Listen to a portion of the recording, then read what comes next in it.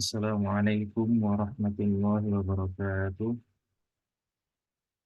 Alhamdulillahirabbil alamin. Subhanaka alladzi la nuhsi thana'an 'alaika anta kama athnayta 'ala nafsik. Falakal hamdu hatta tarda, walakal hamdu idza radit, walakal hamdu ba'da ridha. Allahumma shalli wa sallim 'ala sayyidina Muhammadin fil awwalin, wa shalli wa sallim 'ala sayyidina Muhammadin fil akhirin. Wassalli wa sallim ala sayyidina Muhammadin fil mala'il a'la ila yaumiddin. Alhamdulillahirabbil alamin. Segala puji bagi Allah yang masih memberikan kita kesempatan pada pagi hari ini untuk bisa mensyukuri nikmat-nikmatnya, merenungi semua kebaikan-kebaikan yang Allah curahkan, dan alhamdulillah Allah memberi kita kesempatan kita pada pagi hari ini untuk bisa berkumpul, untuk bisa menimba ilmu, mengambil manfaat sebagaimana yang seperti biasa kita lakukan di setiap hari Rabu pagi. Tidak lupa salawat serta salam kepada junjungan kita Nabi Muhammad Sallallahu Alaihi Wasallam, yang karena beliau kita masih bisa merasakan nikmatnya iman dan Islam. Baik, sebelum kita memulai acara ngopi pagi pada hari ini, mari kita mulai dengan bacaan suratul Fatihah. Dan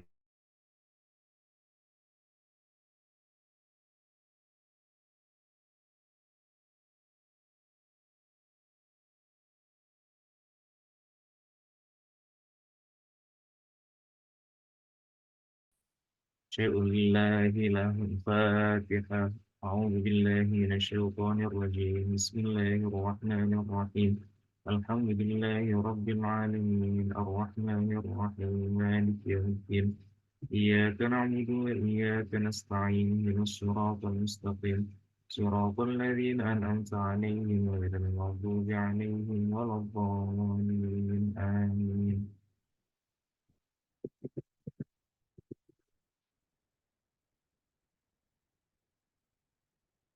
Bismillahirrahmanirrahim. Nawaitu ta'allum wa ta'lim wa tadhakkur wa tadhkir wa naf'a wal intifa' wal ifadah wal istifadah wal hatha ala tamassuki bi kitabillahil aziz wa sunnati rasulih wa dalalati ilal huda ibtigha wajillahi wa mardatihi subhanahu wa ta'ala.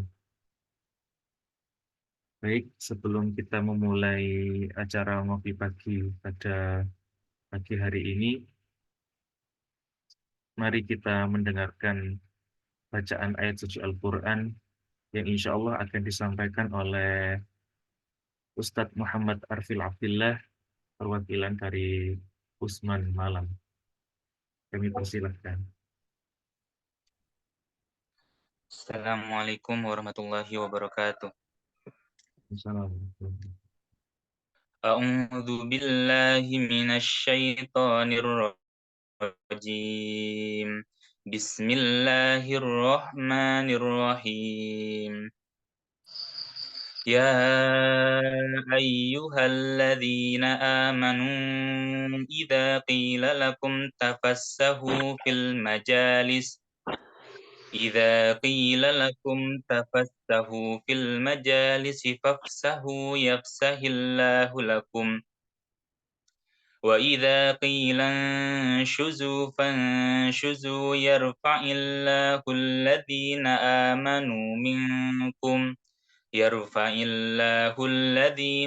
آمنوا منكم والذين أوتوا العلم درجات والله بما تعملون خبير يا أيها الذين آمنوا إذا ناجيتم الرسول فقدموا بين نجواكم صدقة ذلك خير لكم وأطهر فإن لم تجدوا فإن الله غفور رحيم Sadaqallahu maulanal azim. Assalamualaikum warahmatullahi wabarakatuh. Waalaikumsalam warahmatullahi wabarakatuh. Allahumma arhamna bil Quran. Terima kasih kepada Ustadz Arfil. Semoga dengan bacaan ayat suci Al-Quran yang telah disampaikan tadi bisa membawa rahmat kepada kita semua. Baik, selanjutnya,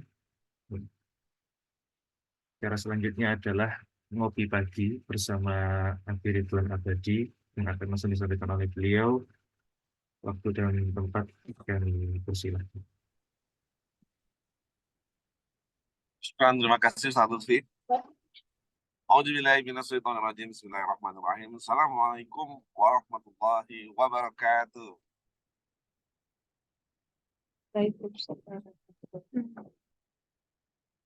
Alhamdulillahirrabbilalamin. Allahumma salli ala Sayyidina Muhammad wa ala ali Sayyidina Muhammad. Rabitu billahi wa bawa bil islami dina wa bi Muhammad dan Nabi wa Rasulullah. Rabbi zikni ilmu wa rizqni fahma. Allah Rabbi sholli sadri wa yassir li amri wa min lisani yafqahu qawli amma ba'd. Alhamdulillah bahagia bisa ketemu lagi di acara Ngopi Pagi, ngobrol pagi perkara iman dan ilmu. Masya Allah ya. Ada yang dari rumah, ada yang dari jalan, ada yang dari kereta. Sama, saya juga lagi di jalan. Gimana teman-teman, sudah ketahuan mau di mana kita besok acaranya? Ya, Ustaz Joko dari mana ini? Ya, kayaknya Pak Fatul masih di rumah, masih santai kayaknya ya. Teknis sama Bu Ida udah di jalan ya. Udah naik kereta biasa nih, cewek travel pakai travel bag, sekarang pakai carrier. Mas Fadli juga, Masya Allah ya. Semoga semua selalu dalam rahmat dan lindungan Allah Subhanahu Wa Taala.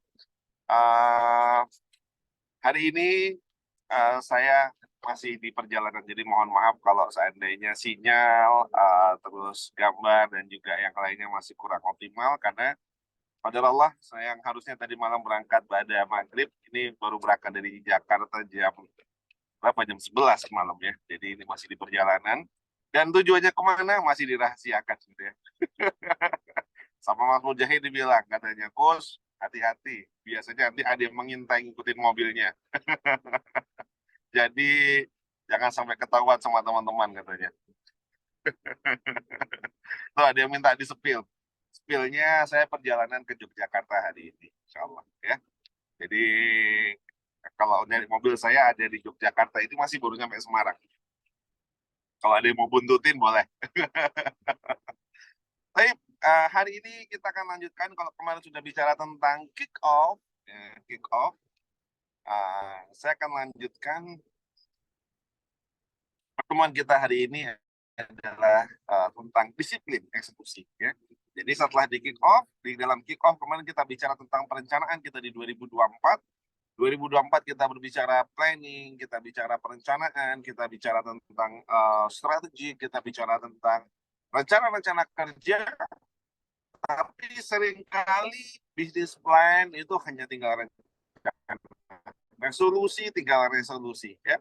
Baik resolusi secara bisnis maupun resolusi secara keluarga ya. Baik itu resolusi secara di keluarga kita. Seringkali hanya tinggal menjadi sebuah perencanaan saja. Kenapa? Karena lemahnya eksekusi. Jadi lemahnya eksekusi ini menjadi sebuah PR.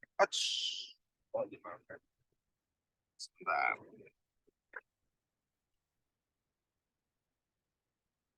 Cari pencahayaan. Masih kelihatan kan ya? Masih, teman. Nah, jadi lemahnya eksekusi inilah yang menjadi PR. Maka teman-teman sekalian adalah tema kita hari ini adalah disiplin. Ya, disiplin dalam eksekusi. Kenapa kita butuh yang namanya disiplin dalam eksekusi? Karena rencana tanpa aksi itu hanyalah mimpi. Oh, ini quote kita hari ini ya. Rencana tanpa aksi itu hanyalah mimpi. Antum sudah punya planning sebaik mungkin, ya. Antum sudah punya rencana sebagus mungkin. Kalau nggak ada actionnya, nggak ada aksinya, ngimpi aja, kira-kira begitu. Nah, maka rencana yang baik harus diimbangi dengan eksekusi yang terbaik. Nah, maka untuk kita menjadi sukses dalam 2024, sukses dalam karir, sukses dalam kehidupan, maka tambahkan dengan yang namanya kedisiplinan. Ya. Islam mengajarkan kepada kita bagaimana kita untuk disiplin. Kita ambilkan contoh saja. Sholat saja kita harus disiplin. Dalam konteks sholat, Allah sudah ajarkan kepada kita satu hari harus 5 kali. Sehari harus 5 kali sholatnya. Dan itu pun ada waktu-waktunya. Dan kita diminta untuk in time, bukan on time. Ya. In time. Kenapa kok saya bilang in time, bukan on time? Karena, udah jangan goyang-goyang ya. Jatuh-jatuh terus ini. In time itu contohnya apa? Datang bukan pada saat jam sholat, tapi datangnya itu sebelum jam sholat. Jadi misalnya contoh, kita kayak tadi subuh, sholatnya kita misalnya jam 4.15 gitu ya. Kita datang sebelum jam 4 gitu. Sebelum jam 4.15 untuk apa? Sholat sunnah terlebih dahulu, siap-siap dulu. Nah, itu Islam mengajarkan kepada kita in time.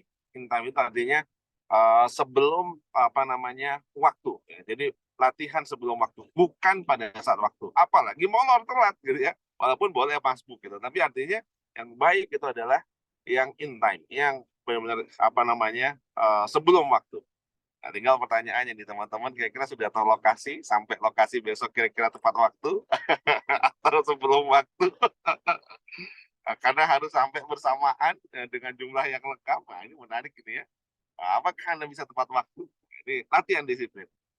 Nah, jadi karena kita semoga nggak masuk, ya, karena kita dilatih di dalam agama kita juga untuk disiplin. Nanti dalam keseharian, dalam kehidupan kita pun kita harus disiplin. Contohnya apa? Kita disiplin dalam mengeksekusi satu persatu. Nah, disiplin ini kita akan bahas dengan tips. Jadi kalau sudah ada action plan-nya, sudah ada rencana kerjanya di dalam perusahaan kita, sudah ada apa yang mau kita eksekusi dalam setahun ke depan, nah maka yang pertama, disiplin kita mulai dari D-nya. D-nya itu dipaksa.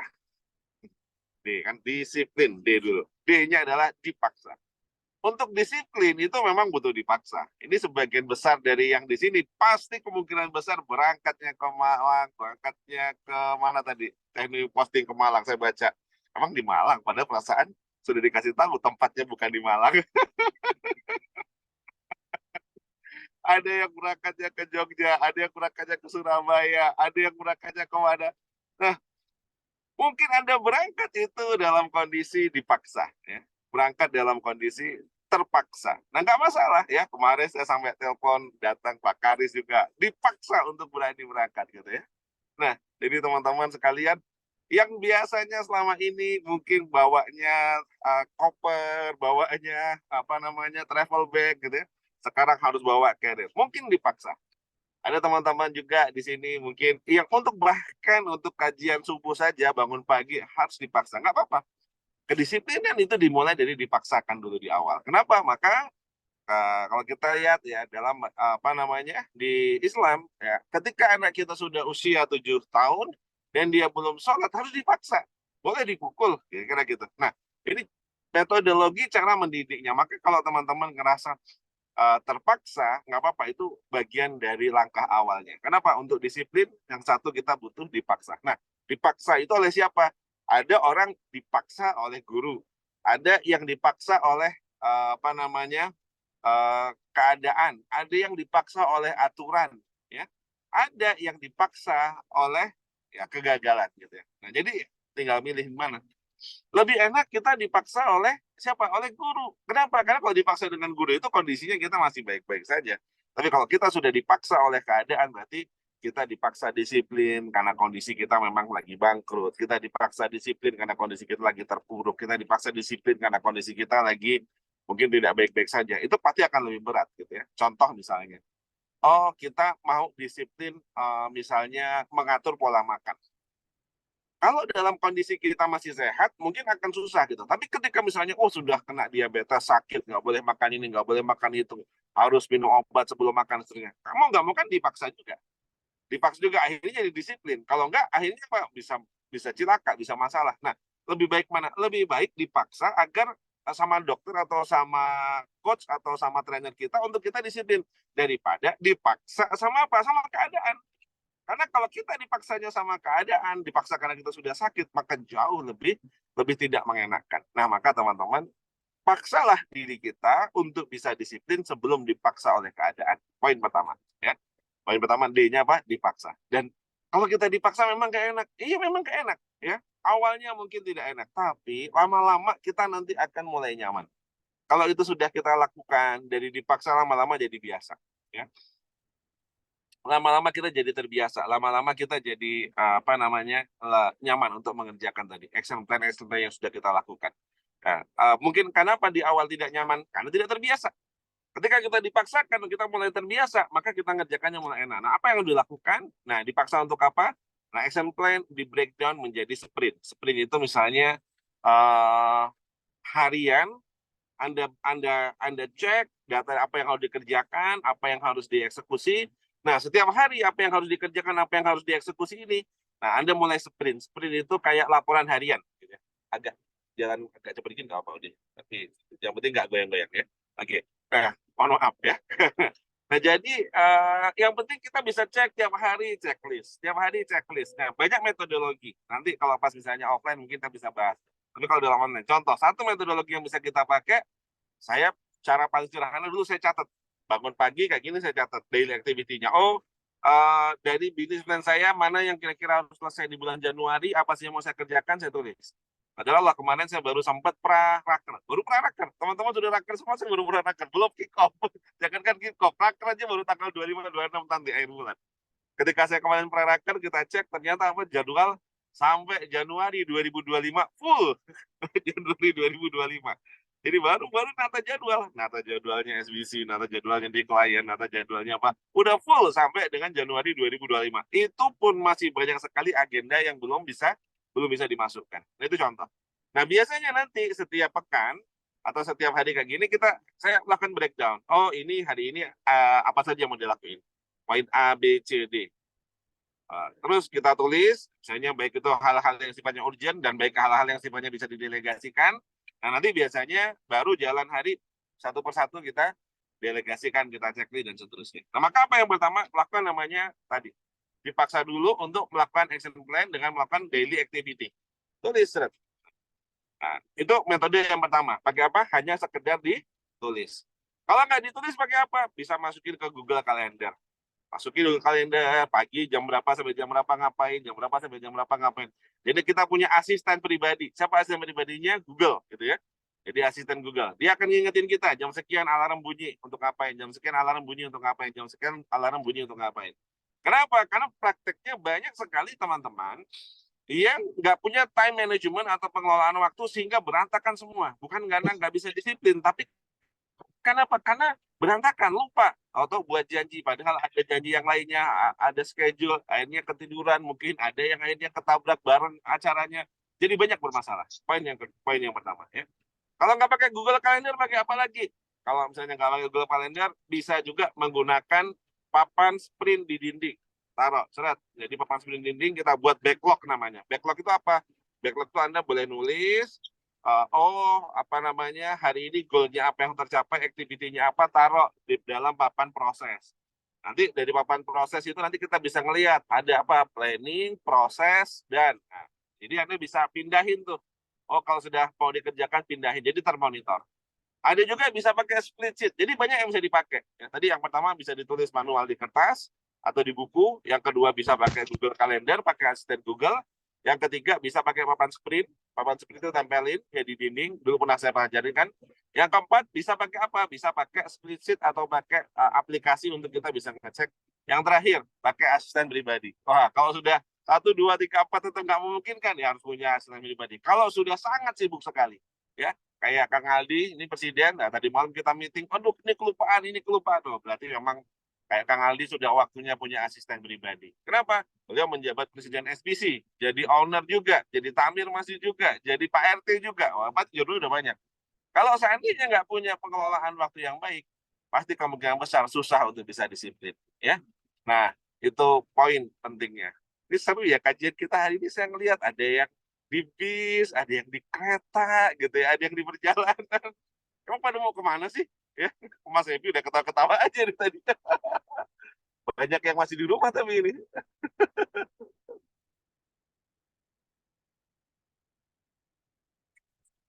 Oke, sebentar.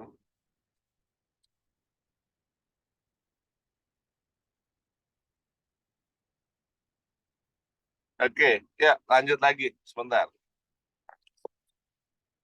Tutupnya gimana ya? Sabar. Saya buka chat tapi nggak bisa balik. Mohon dimaafkan. Sabar, ini ujian di kendaraan. Oke, sudah bisa kembali. Nah, kita akan lanjutkan. Baik. Nah, teman-teman sekalian, ya. Nah, baru yang pertama poinnya adalah poin apa tadi? Poin dipaksa, dari poin disiplin. I-nya, nah, kalau D-nya sudah, I-nya yang kedua. I-nya apa agar kita bisa disiplin? Tidak tetap kelihatan. Oke. D sudah, D-nya apa? Disiplin tadi, tipsnya D-nya dipaksa. Yang kedua, I-nya. I-nya adalah impian. Jadi motivasi kita agar kita bisa disiplin, kita harus punya impian, ada trigger. Tanpa ada impian, ya, maka biasanya orang itu malas-malasan. Contoh misalnya, ada yang disiplin olahraga, tiap pagi jalan, tiap pagi jogging dan seterusnya, diet. Pasti dia punya impian, kemungkinan. Ada yang men-trigger, ada yang memotivasi. Misalnya apa? Misalnya contoh, karena pengen berat badannya ideal, karena pengen sehat, karena pengen menurunkan berat badan, karena mungkin melatih endurance, karena mungkin lagi pada mau naik gunung jadi harus olahraga, kayak gitu. Nah, maka teman-teman sekalian butuh yang namanya impian. Jadi untuk disiplin, yang pertama tadi dipaksa, yang kedua butuh impian. Jadi kalau dipaksa dari luar, tapi yang kedua impiannya dari dalam. Nah, maka teman-teman harus mencari sebuah riset, sebuah trigger apa yang akan mendorong teman-teman untuk bisa disiplin. Ya, apa triggernya? Apa yang mendorong? Apa motivasinya? Cari alasannya. Apa reasonnya? Kenapa sih kok saya harus disiplin? Contoh, Islam mengajarkan ketika kita disiplin sholat datang lebih awal, terus nanti kita sholat bisa sholat sunnah dulu. Nah, akhirnya sama Allah dikasih ini bonus. Bonusnya apa? Oh, bagi mereka yang sholat rawatibnya rajin, bagi mereka yang ini ada tambahan bonusnya. Ada bagi mereka yang subuh misalnya kayak tadi datang lebih awal dua rakaat subuh sebelum sholat wajib. Dapat apa? Dapat dunia dan seisinya. Nah, jadi ada trigger yang Allah berikan sebagai trigger saja. Sebenarnya ketika orang itu sudah benar-benar cinta, nanti levelnya itu nggak butuh trigger lagi. Tapi untuk awal kita butuh trigger, butuh sesuatu yang memicu. Nah, maka cari impiannya. Kenapa kalau kita harus melakukan aktivitas ini? Kenapa kita harus bisa menyelesaikan pekerjaan harian kita? Kenapa kita harus disiplin untuk melakukan eksekusi? Kenapa kita harus kerjakan seluruh action plan-nya? Apa impiannya? Nah, impian inilah yang harus menjadi trigger kita untuk kita benar-benar terus termotivasi. Jadi kalau misalnya ada yang tanya, wah kok bisa disiplin on time, ngerjain ini, apa segala macam semuanya. Tentu itu biasanya ada sesuatu yang mendorong menjadi motivasinya. Nah, teman-teman boleh buat impiannya. Apa yang menjadi triggernya? Nah, impian banyak tentu ya. Dari mulai ranahnya yang masih material, ada yang ranahnya lebih ke personal, ada yang ranahnya spiritual. Tafadhol, biasanya kalau goal-goal kecil kita masih bisa. Misalnya, oh saya melakukan ini untuk self reward, misalnya faktornya misalnya materi. Silakan, nggak ada masalah. Jadi ketika kita bisa mencapai eksekusi kita kasih reward diri kita dengan materi. Boleh. Ada yang sifatnya personal, ya. Ada yang sifatnya sampai di level spiritual. Tentu yang terbaik impian itu adalah level spiritual, gitu. Cuman kadang di level spiritual banyak orang yang di awal-awal masih belum bisa merasakan atau melihat secara langsung. Maka nggak apa-apa, boleh di-trigger dulu misalnya trigger impiannya misalnya hal-hal yang sifatnya bisa dirasakan langsung kayak materi gitu. Silahkan. Nah, teman-teman ada trigger atau ada impian yang sehari tadi. Yang kedua, kamu muncul. Harusnya muncul. Udah kan? Oke. Ya. Nah, itu 2 poin. Ya, jadi yang pertama apa? Dipaksa. Yang kedua harus punya impian. Kayak teman-teman ini. Apa sih dreamnya? Apa sih impiannya berangkat untuk ikut champion camp? Kira-kira gitu. Apakah hanya sekedar ikut teman-teman? Apakah hanya sekedar pengen di wisuda? Ataukah ada yang lebih besar dari itu? Bagaimana bisa menjadi ikut sebuah kegiatan yang bisa merubah kehidupan yang lebih baik, yang lebih termotivasi? Harus ketemu. Kalau enggak, itu akan menjadi spirit yang membuat Anda benar-benar bisa disiplin atau tidak dalam mengeksekusinya. Disiplin eksekusi itu butuh yang namanya impian. DI. S. Nah, yang ketiga, sabar. Suara kadang putus-putus. Iya, Alvan, ini di perjalanan. Jadi, sinyalnya kadang suka naik dan turun. Yang ketiga, sabar. Jadi, untuk kita bisa disiplin, maka kita butuh kesabaran. Butuh kesabaran ekstra. Jadi, tadi dipaksa dulu. Tadi sudah benar-benar menggunakan beberapa metodologi. Yang kedua tadi, kita harus benar-benar bisa punya impian sebagai trigger. Dan yang ketiga ini harus sabar dalam proses, ya. Sabar dikerjain Mas Mumpungku sampai sekian, udah yakin banget kayaknya di sini, tahu-tahu clue berikutnya muncul, bubar semua. Ya harus sabar ya, nggak apa-apa. Mas Mumpu nanti sudah mau selesai acara boleh kok dicebulin ke kolam. Kalau sekarang jangan. Ya maka harus sabar. Kenapa? Karena kalau kita nggak sabar, biasanya jadi ada istilah namanya anget-anget tai ayam. Anget-anget tai ayam itu apa? Ya kayaknya di awal-awal kita bagus perform dan seterusnya, di tengah perjalanan sudah melempem, sudah energinya udah kehabisan gitu. Kenapa? Karena kita nggak sabar. Nah, maka apa? Maka persisten atau sabar ini menjadi salah satu kunci untuk kita bisa disiplin, ya. Kenapa? Karena tanpa kesabaran kayaknya berat terjadi yang namanya kedisiplinan. Tanpa kesabaran hampir mustahil ada yang namanya kedisiplinan gitu. Kenapa? Karena disiplin untuk terus mengulang secara istiqomah ini butuh kesabaran ekstra, ya. Nah, maka teman-teman sekalian, kita akan bahas 3 itu dulu, ya. Dipaksa, yang kedua impian sebagai triggernya, yang ketiga sabar sebagai bahan bakarnya. Nah, tapi kalau sudah 3 poin ini, saya kembalikan dulu ke Ustaz Lutfi untuk sesi tanya jawab. Tapi nggak boleh tanya champion camp-nya di mana, karena saya juga nggak tahu. Boleh tanya aja sama Mas Mujahid aja ya. Kalau saya juga nggak tahu. Katanya lokasi champion camp di mana. Selamat datang Ustaz Lutfi, saya kembalikan dulu untuk sesi tanya jawab di pagi hari ini. Baik, terima kasih ya Ridwan. Alhamdulillahirrahmanirrahim. Kita mulai masuk ke sesi tanya jawab. Bagi teman-teman semua yang ingin bertanya, silahkan untuk menulis di kolom chat ataupun mengacungkan tangan. Dipersilahkan.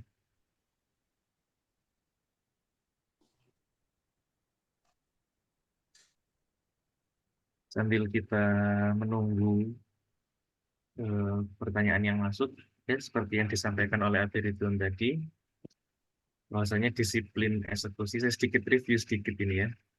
Untuk teman-teman barangkali yang ketinggalan, kalau disiplin eksekusi itu dimulai harus dengan dipaksa.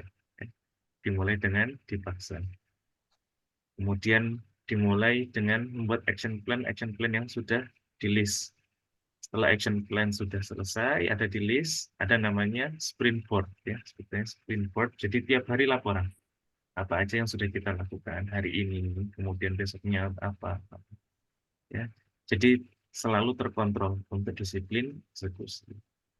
Seperti itu. Baik. Ada yang masuk?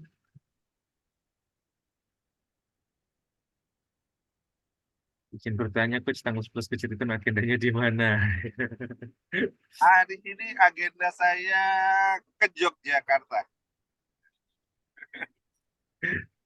Kalau saya hari ini sedang mengawal ada salah satu klien di Yogyakarta kick off, kumpulkan semua karyawannya dan juga agendanya mereka kick off dari business plan-nya. Nah, jadi kenapa kemarin saya membahas kick off ya karena memang betul ada kick off di klien-klien kami. Kita biasanya business plan setelah selesai, setelah dibuat, setelah dibukukan, nanti dari direktur dan juga dari jajaran manajemen akan presentasi atau menceritakan kepada seluruh karyawan untuk apa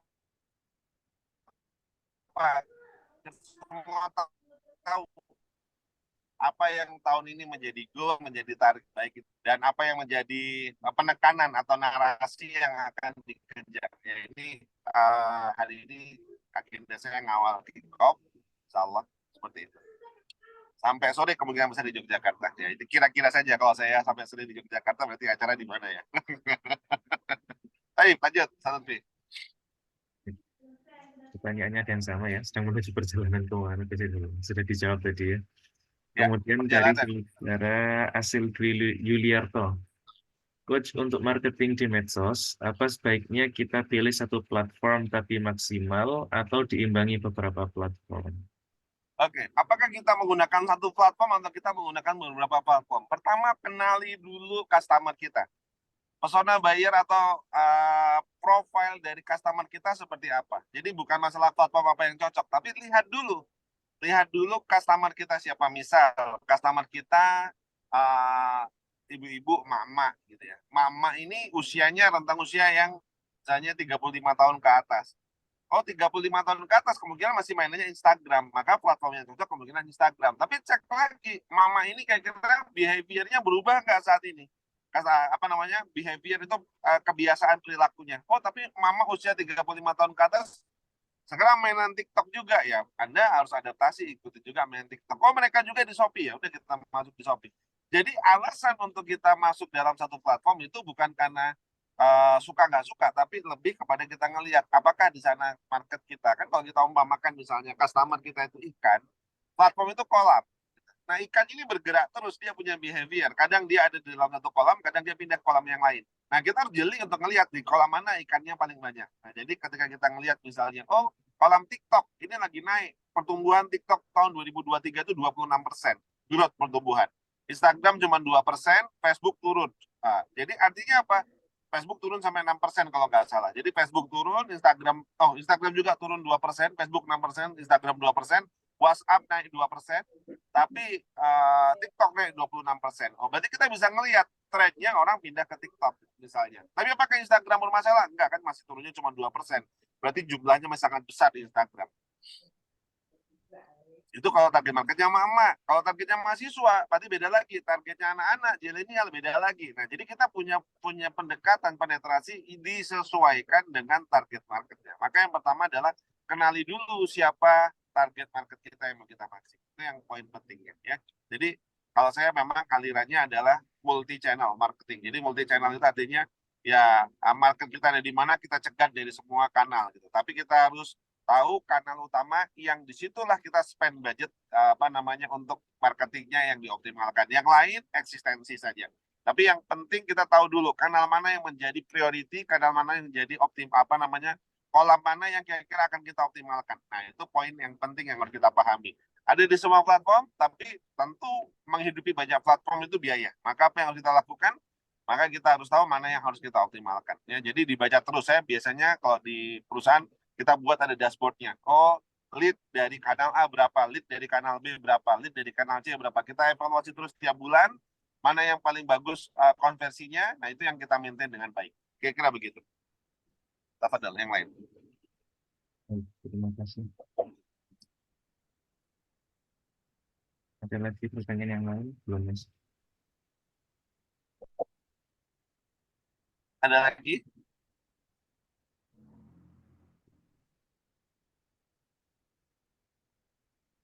Silakan langsung di chat di kolom chat ya untuk pertanyaan maupun di raise hand.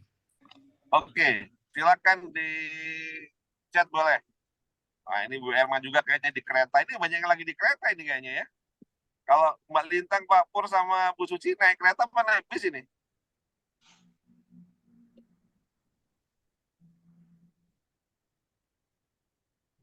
Naik apa ini? Naik bis ke Naik bis. Mau kemana? ada deh. Iya ini ya. Teman-teman sudah pada perjalanan semua. Fi amanillah, semoga lancar, selamat sampai tujuan, dinikmati. Bahagialah dalam proses ya. Walaupun kadang dik-dik belum tahu tempatnya di mana, ya tetap harus berbahagia ya. Tuh, Mas Agung aja dari planet lain dia masih santai itu. Ya, belum sampai bumi itu dia. Mas Agung masih di gambarnya masih di planet lain. Oke, silakan Ustaz Lutfi, kayaknya ada beberapa pertanyaan lagi yang lain. Ada yang masuk dari Dewater Filter Cirebon. Bismillah, Afwan Coach mau tanya, bagaimana kita menanggapi kedisiplinan dengan dipaksa, sedangkan kita juga harus melakukan sesuatu dalam keadaan bahagia. Oke, ya menarik nih. Jadi gimana caranya kita bisa bahagia meskipun kita dipaksa? Ya berarti dipaksa bahagia. Dipaksa bahagia. Coba saya mau tanya. Nih teman-teman yang lagi perjalanan, ada Mbak Lintang, ada Bu Erma. Ini sedih atau bahagia nih? Bahagia kan? Bahagia. Bahagia, Itu padahal Coach. dipaksa. Bahagia. Bahagia tuh. Walaupun dipaksa tetap harus bahagia kan? Iya, bahagia. Nah, jadi artinya banyak orang mindsetnya mungkin berpikir kalau dipaksa itu pasti sedih. Enggak juga. Orang-orang yang dipaksa, kalau dia benar-benar tadi poin kedua, kenapa ada impian? Karena yang men-trigger untuk dia bisa bahagia karena dia punya dream. Ya kita baru bicara dari disiplin kan kita 7 jurus ya. Kita baru bahas 3 kan. Baru DIS ya. Belum DIS IPLIN. Nah, masih banyak. Tenang. Tapi poin yang pertama yang harus kita benar-benar kita pikirkan adalah bahwa ketika kita memaksa diri, kenapa nomor 2 saya ikuti dengan impian? Karena impian inilah yang akan men-trigger kita untuk tetap happy. Impian inilah yang men-trigger kita untuk tetap bahagia. Kenapa? Karena contoh, saya dulu memaksa diri saya untuk jalan keliling dari satu kota ke kota lain, memaksa diri saya untuk bisa disiplin dalam setiap kegiatan yang saya lakukan gitu. Mungkin awalnya tidak mudah, kayak contoh hari ini kalau mau bicara tentang nyaman, lebih nyaman mungkin istirahat gitu ya di jalan, di perjalanan harus Zoom dan seterusnya. Ubi bertanya, ini besok mau Zoom apa enggak? Satu C yang ngisi? Ya harus belajar disiplin. Mau ngomongin ngajarkan disiplin, masa nggak disiplin? Saya menyampaikan seperti itu. Nah tapi apakah sedih? Enggak, bahagia, happy, ketemu teman-teman saya happy gitu ya. Kenapa? Saya tahu ada impian yang saya kejar. Apa impian yang saya kejar? Saya pengen punya banyak saudara, saya pengen punya banyak teman, saya pengen punya tabungan-tabungan ke surga. Nah karena itulah yang men-trigger, maka tetap happy, tetap bahagia ngejalaninya. Ya kira begitu. Jadi disiplin itu tetap bahagia kalau kita punya makna. Nah, karena apa? Yang membedakan bahagia atau tidak bahagia itu ada pada makna, meaning, rasa. Jadi kita dipaksa, tapi dipaksa untuk menjadi yang lebih baik, insya Allah bahagia. Kita nggak dipaksa, kita dibiarkan saja, ya di loss gitu aja, tapi kita nggak bisa memaknai, bisa jadi kita nggak bahagia. Jadi bahagia atau tidak bahagia bukan karena dipaksa atau tidak dipaksa. Bahagia atau tidak bahagia itu berbicara tentang meaning, pemaknaan. Nah, bagaimana kita memaknainya? Ya, kira-kira gitu. Seorang ayah yang dia bekerja keras, banting tulang, keluar rumah, ketika pulang dia belikan sedikit jajanan ya untuk dikasih kepada anaknya, dia tidak sedih pada saat itu, tapi dia bahagia ketika dia melihat senyum terbaik dari anaknya. Kenapa? Karena dia tidak merasa paksanya dia dari kehidupan itu, dia memaknai ini adalah responsibilitas dan tanggung jawab sebagai seorang ayah. Nah, maka kita harus paham bahwa disiplin dan dipaksa tadi itu bukan menentukan bahagia tidak bahagia. Yang menentukan bahagia tidak bahagia pemaknaan dalam diri kita. Ya, diam di rumah nggak ngapa-ngapain, nggak ada yang nyuruh, nggak ada yang maksa, belum tentu orangnya bahagia. Banyak yang depresi, banyak yang stres. Ya, nah maka tergantung kembali pada pemaknaan yang bisa kita maknai. Maka kenapa tadi ada impian agar menjadi trigger, dan juga kita harus bisa punya makna, memaknai apa yang kita kerjakan. Wallahu a'lam. Semoga menjawab pertanyaan. Tafadhal Ustaz Lutfi. Berikutnya. Baik, pertanyaan selanjutnya dari Faidur Rahman Andi Wajana. Coach, bagaimana menghadapi harga bahan baku yang naik sementara nggak bisa naikin harga jual? Bagaimana kita menghadapi bahan baku yang naik? Betul, seperti yang saya prediksikan dalam economic outlook, bahwa kemungkinan besar tahun ini banyak bahan-bahan yang akan naik. Kenapa? Dolar sudah naik, masa turbulensi, banyak negara resesi, jadi kemungkinan besar raw material atau bahan baku dari supply chain kita pasti kemungkinan besar akan mengalami kenaikan harga. Lalu gimana caranya? Kalau seandainya kita di market itu kita nggak bisa naikkan harga, saya selalu bilang, jadilah orang terakhir yang menaikkan harga. Jadi kalau seandainya kompetitor kita sudah naikin harga semua, nah jadilah kita yang terakhir. Nah selama menunggu itu bagaimana caranya kita bisa bertahan? Nah maka margin itu diciptakan atas apa? Bukan hanya sekedar menaikkan harga. Margin bisa diciptakan dari mana? Margin itu diciptakan dari harga jual dikurangi dengan biaya. Maka kalau harga jual nggak bisa kita naikkan, maka biaya yang kita pangkas. Maka efisiensi lah. Lakukan yang namanya cost efisiensi. Lakukan namanya cost killer. Evaluasi, dicek betul kira-kira, oke, kalau sumber bahan baku sudah nggak bisa diturunkan lagi, harga jual nggak bisa dinaikkan, Anda cek struktur cost-nya.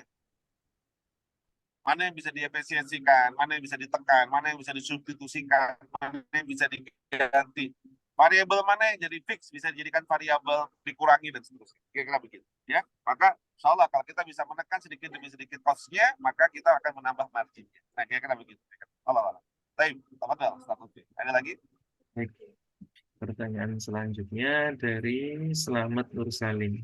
Kalau masih baru dengan coba berbagai platform untuk evaluasi, berapa lama ya dikatakan platform ini lebih pas? Nah, berapa lama kita mengatakan platform ini lebih pas? Dalam konteks kita mengevaluasi kanal-kanal yang kita miliki atau platform yang sedang kita pilih, memang kalau kami itu sustainability ya, terus menerus, jadi tidak tidak putus. Jadi selama dia masih bisa menghasilkan lead, dia masih kita pakai. Jadi misalnya kita punya 5 kanal, punya 5 platform. Kita main Facebook, kita main TikTok, kita main misalnya Instagram, kita mainan juga ke offline canvassing. Jadi kanal jangan dibayangin hanya online saja. Offline pun kayak kita misalnya main canvassing, ada yang keliling, itu juga kanal juga. Misalnya kita juga main dengan event, ikut bazar, ikut pameran atau yang lainnya. Ini juga kanal. Nah, maka kanal-kanal tadi itu kita data dan itu kita cek setiap bulan. Mana yang sedang naik, mana yang turun. Mana yang menghasilkan lead paling banyak, mana yang rendah. Diurutkan terus. Nah, selama dia masih ada lead, masih ada yang disuplai dan leadnya masih bisa menghasilkan closing, ya tetap aja dibiarkan. Tapi kalau dia sudah berbulan-bulan, kalau saya batasnya 3 bulan, 3 bulan ternyata satu kanal itu tidak menghasilkan sama sekali, bulan pertama nggak menghasilkan, dirubah treatmentnya tetap nggak menghasilkan, dirubah lagi treatmentnya tidak menghasilkan, boleh di skip. Ya boleh di skip. 3-6 bulan itu boleh di skip. Nah, tapi saran saya sebelum di skip tetap aja dijalankan tapi tanpa biaya. Maksudnya gimana? Misalnya, Facebook sudah nggak efektif, ya nggak apa-apa, tetap ada dulu. Tapi di direct ke Instagram, postingnya di Instagram, direct ke Facebook, organik saja. Nah, ini kan tanpa biaya. Nah, kalau seandainya pakai biaya kan pakai Facebook Ads, misalnya kayak gitu. Nah, jadi kalau lead-nya sudah minim sekali, maka paling tidak ada eksistensi atau kita menjaga namanya awareness.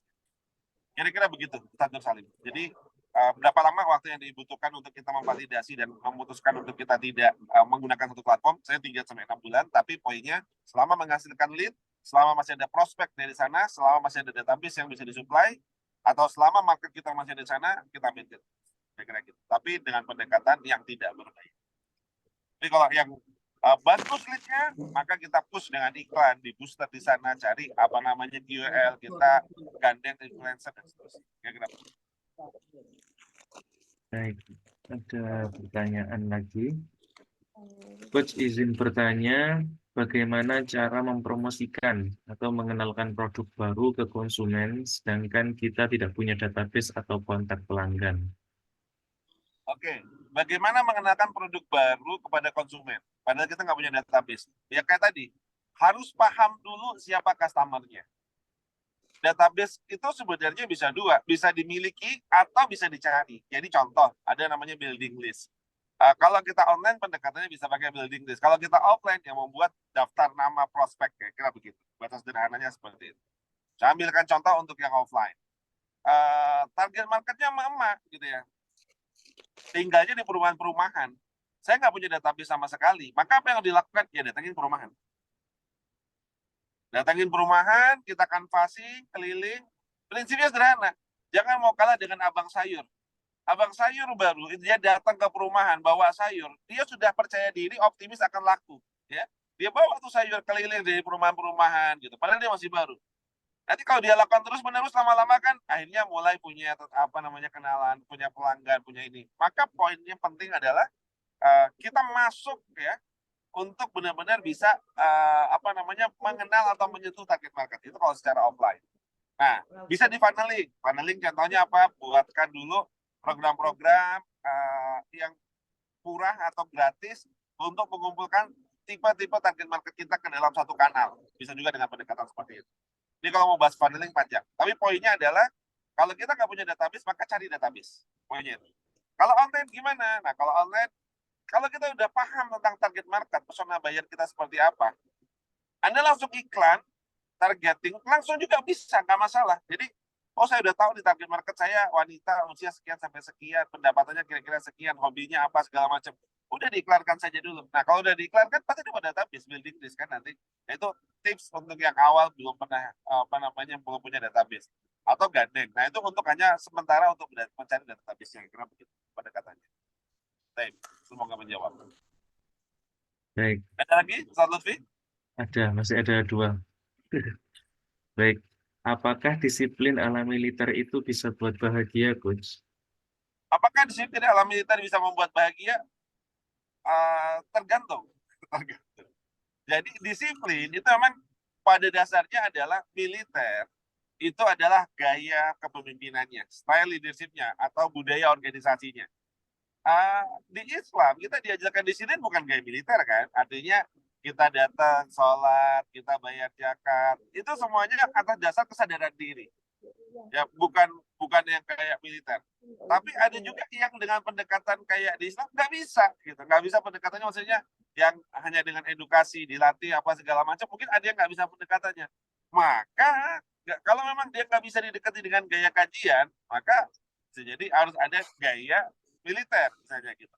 Nah ini kan opsional dalam budaya organisasi.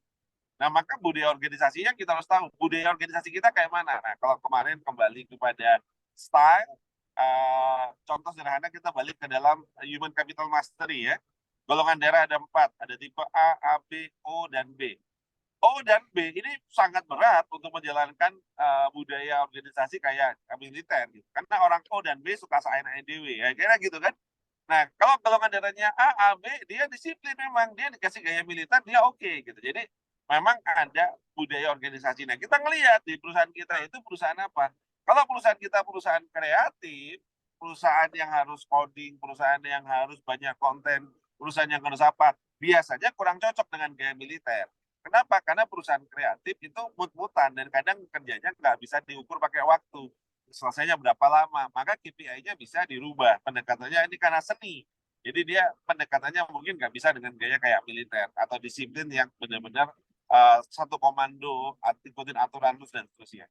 Nah, seperti di Google, disiplin juga, disiplin. Tapi mereka menggunakan apa?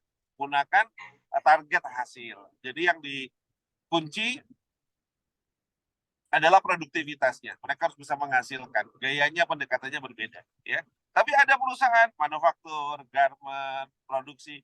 Itu nggak bisa gayanya kayak gaya Google, gaya seniman. Itu bisa jadi pesanan orang nggak selesai-selesai. Maka pendekatan pendekatannya harus gaya model organisasinya kayak militer, ada garis komandonya, ada leadernya, ada ini. Nah, itu contoh sederhananya. Ya. Jadi kembali kepada style organisasi dan melihat model bisnisnya seperti apa. Baik, kira-kira begitu. Baik, pertanyaan berikutnya dari Mas Agung. 2023, periklanan Meta dan Google di angka 3-5%. Namun setelah report akhir tahun dihitung, nominalnya terlihat besar. Apakah 2024 rencana menurun cost tersebut masuk akal, Coach, di channel yang sama? Sebentar. Agak boleh diulangi satu kali. 2023. 2023, ads Meta dan Google di angka 3-5%. Namun setelah report akhir tahun dihitung, nominalnya terlihat besar. Nominal apa? Nominal biaya iklannya ya? Coba Tapi, mungkin langsung pertanyaannya langsung disampaikan Mas Agung. Open mic. apakah 2024 rencana menurunkan cost tersebut masuk akal di channel yang sama? Oke. Siap. Mas Agung. Siap. Ini sebelumnya pakai Meta. 3-5% itu apanya? Biaya yang dianggarkan? Iya, cost dari omsetnya, Dari Coach. omset. Oke, persentase norm berarti ya. Normnya 3-5%. Oke. Betul. Terus lanjut pada saat sampai di itu Di dikawal akhir terus tahun nggak tiap itu bulan? Dikawal terus nggak tiap bulan? dikawal terus. Jadi reportnya Average dikawal. rata-rata bulanan berapa? Average rata-rata bulanan. Average rata-rata bulanan itu ya 3-5%. Terus di akhir tahun itu kemarin di report di angka ya menurut kami cukup besar ya. Karena ini kan untuk ke luar itu di 250-an ya. Nah, setelah dihitung kok besar banget karena ada satu divisi kami itu kan omsetnya setengahnya. Cuman kalau dari nominal itu hanya sepertiganya, Coach. CAC contoh gini, kursus itu CAC-nya yang divisi 1 itu dia CAC-nya hanya sekitar 150.000. Cuman kalau yang divisi yang kursus satunya lagi mobil itu sama bengkel itu di angka 500.000-an, Coach. Jadi 3 kali lipat gitu, Coach. Jadi saya komparasinya pakai itu sih. Jadi menurut saya kok agak besar.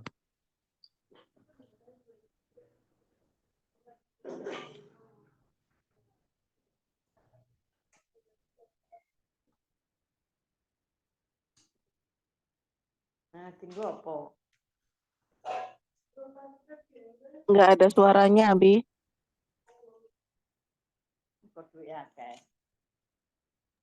Kalau sinyal ini sepertinya.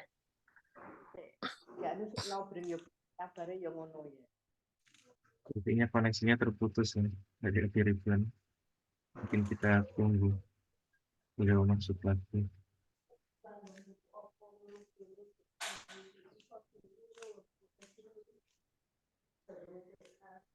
Kuburan. Kayak apa?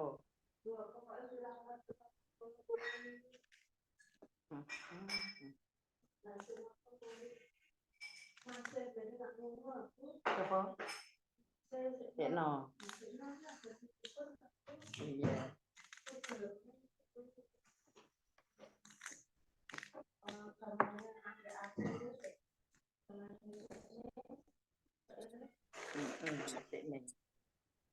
Kamera on terus. Sudah ada suaranya, Mas Ned. Tadi sudah ada suaranya.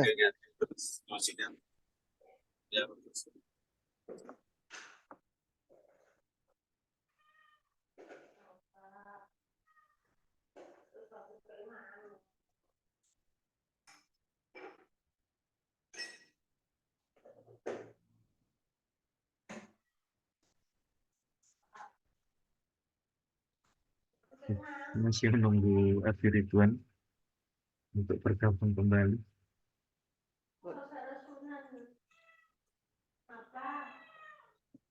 Buat tumaknya. Mungkin muningnya yang buka mana. Yang buka tumak. Tumak. Perawa putah.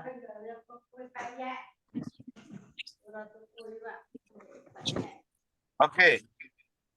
Cek. Udah kembali? Mohon dimaafkan di perjalanan, kendala sinyal, handphonenya tadi overheat ya. Oke, Mas Agung, mungkin kayaknya ngobrol-ngobrol aja kita siang hari ini. Saya lagi di Jogja, kalau belum berangkat. Nanti berangkat nggak ke Champion Camp? Nah, jadi kalau anggaran iklan kita rasa sudah kebesaran, terlalu over. Sebenarnya itu ngelihatnya bukan di akhir tahun, tapi harusnya dia memang tiap bulan. Karena tiap bulan kita bisa ngukur. Oh, saya contoh, budgetnya dia 3-5%. Berarti selama masih 3-5%, artinya normal. Tapi kalau seandainya kok misalnya kita ngerasa, oh ini gede banget anggarannya, bisa jadi tidak termonitor secara optimal. Nah, terus kalau tadi ada pertanyaan, tapi ini besar karena dibandingkan dengan kanal yang lain. Nah, memang kita nggak bisa langsung apple to apple membandingkan. Kenapa? Bisa jadi satu, target marketnya berbeda, pixelnya berbeda, custom audiensnya berbeda. Nah, banyak faktor yang bisa kita evaluasi. Selama kita masih masuk dalam norm. Norm itu artinya masih dalam standarnya, ya biasa aja. Nah, pertanyaannya tahun depan gimana? Apa yang harus kita lakukan? Efisiensi, betul. Tapi efisiensi ini lebih kepada cost-cost yang dia hubungannya dengan operasional. Marketing menurut kita tetap masih harus jaga. Kenapa? Karena kondisinya adalah target market kita menurun, nah daya belinya, maka kita harus mampu untuk bagaimana menjangkau market-market baru. New positioning, tetap harus ada anggaran, tetap harus dibudgetkan. Cuman pendekatannya harus tepat, kira-kira gitu. Jangan sampai kita boncos. Nah ini yang penting nanti harus teman-teman pahami ya, karena akan ada perubahan behavior yang terjadi di tahun depan ya. Ada perubahan behavior yang terjadi di tahun 2020. Tahun ini ya, tahun 2024. Yang ini yang kita harus siap-siap ya, kalau saya menyebutnya tahun turbulensi. Banyak faktor, ada politik, geopolitik internasional dan seterusnya, yang ini kita harus siasati dengan baik. Kira-kira gitu. Dan harus mulai mencari kanal-kanal marketing yang murah. Nah ini kata kuncinya itu, kanal marketing yang murah. Kenapa kalau saya bilang kanal marketing yang murah? Karena kondisinya sedang tidak, maksudnya jangan boros-boros banget. Cash flow kita harus benar-benar kita manajemen dengan baik. Gitu kira-kira Mas Agung dan teman-teman sekalian, karena sudah jam 6 sebentar lagi. Selamat beraktivitas teman-teman semua. Semoga lancar di perjalanan. Yang masih mencari lokasinya di mana, Mas Fani sampai pusing megangin kepala sampai stres. Jangan stres Mas Fani. Ini antara stres atau ketiduran ya. Bagi teman-teman yang sedang di perjalanan, semoga Allah selalu berikan kelancaran. Bagi yang sedang di-challenge sama Mas Mujahid, ya sabar ya. Insya Allah itu bagian dari ujian. Bagi teman-teman yang sekarang menyimak dari manapun teman-teman berada, mau bertanya coach, disiplin sama keluarga, wah besok kita jawab pertemuan berikutnya. Karena sudah jam 6 ya, insya Allah nanti kita akan jawab di pertemuan kita berikutnya. Bagi teman-teman sekalian, semoga selalu diberikan keberkahan dalam kehidupan, diberikan keberkahan dalam keluarga, diberikan keberkahan dalam bisnis, semoga berkah berlimpah dalam setiap ikhtiar dan juga aktivitasnya. Semoga dimudahkan, semoga diberi karunia dalam setiap aktivitas yang teman-teman lakukan ya, rezekinya berkah berlimpah ya, keluarganya sakinah mawaddah warahmah, anak turunya soleh dan solehah. Yang bebek dari Allah, kurangnya dari Abi mohon dimaafkan ya, doa bil doa, saling mendoakan, ridho bil ridho, dan semoga kita semua bersaudara di dunia, bertetangga di surga. Amin ya rabbal alamin. Semoga cepat sampai ke tempat champion camp-nya ya. Ketemu besok, kita bersenang-senang. Abi akhiri, wabillahi taufiq, wassalamualaikum warahmatullahi wabarakatuh. Waalaikumsalam warahmatullahi wabarakatuh. Baik, terima kasih. Mari kita tutup dengan kafaratul majelis. Subhanakallahumma wa bihamdika asyhadu an la ilaha illa anta astaghfiruka wa atubu ilaik. Rabbana Alhamdulillahirabbil alamin. Rabbana bismillahil Fatihah. Wabillahi minasyaitan.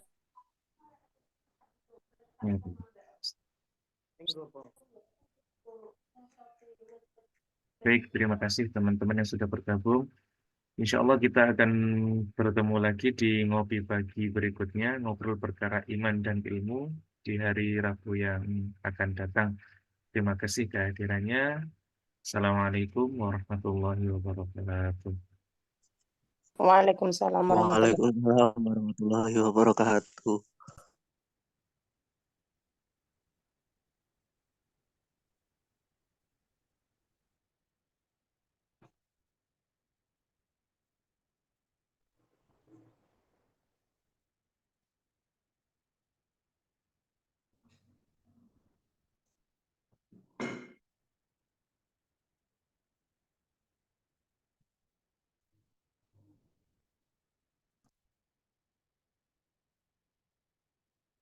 tak sebabnya jadi rebung lawan.